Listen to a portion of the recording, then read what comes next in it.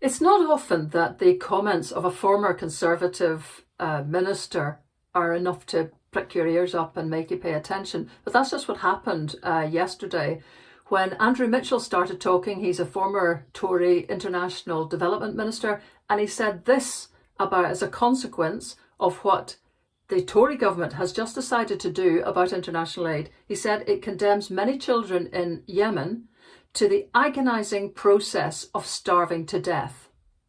Now, this is what we're talking about. This is so serious. It was put a different way by the UN General Secretary. Cutting aid is a death sentence. And whilst we're all preoccupied with a whole lot of other things at the moment, this really matters.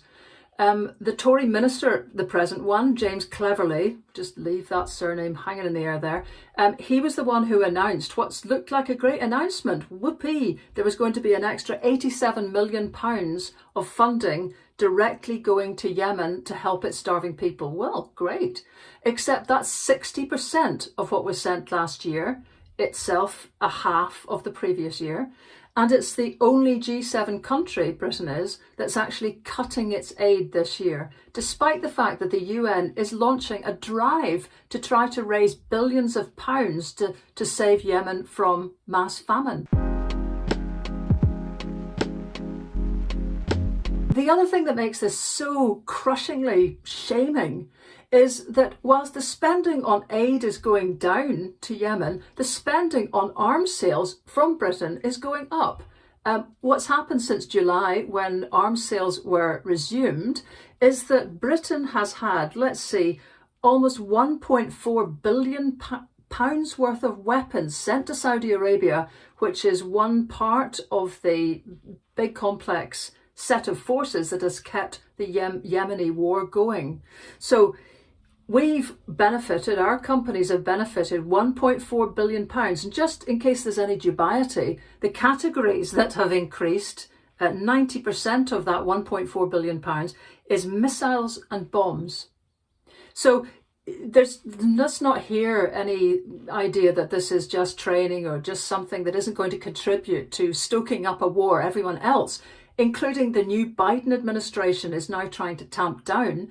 And it's suspended all arms sales to Saudi Arabia since Biden came in. Here we are still going down the up escalator on this one.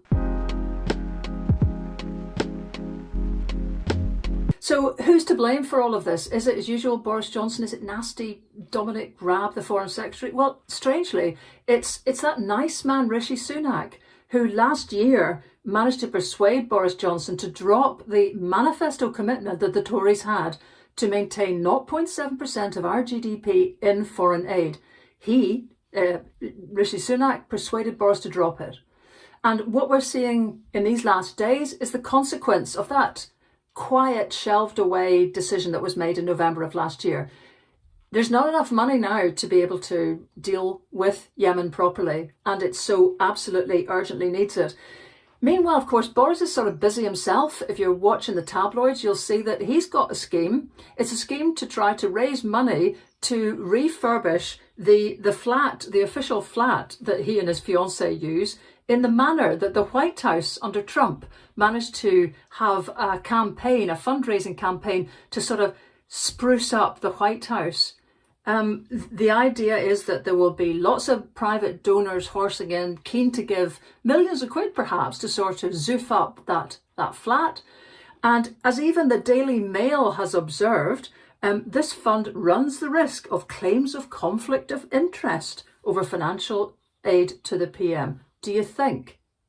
It's extraordinary. Stand by for a feeding frenzy as donors queue up to try and become the 804th member of the second biggest unelected chamber on the planet, viz. the House of Lords, through their generous donations.